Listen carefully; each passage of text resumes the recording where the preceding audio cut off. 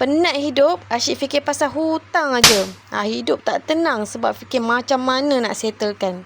Kak Mas, suri rumah aje. Tak boleh nak keluar rumah selalu. Nak berniaga pun tak pandai. Tapi Alhamdulillah, bila Kak Mas jumpa satu bisnes ni yang boleh buat daripada rumah aje, Kak Mas tak perlu simpan stok, tak payah nak keluar-keluar pun sebarang. Yang best, Kak Mas tak perlu buat live setiap hari pun. Kak Mas dapat tunjuk ajar daripada mentor yang dah berjaya buat bisnes ni. Bayangkan tak keluar rumah, tapi boleh dapat income 2 ke 3 ribu setiap bulan. Dan yang paling syukur sangat, Kak Mas guna income tu untuk selesaikan hutang. Alhamdulillah. Allah pasti akan bukakan jalan kita bila kita usaha. Jangan tunggu semua perfect baru kita nak mula.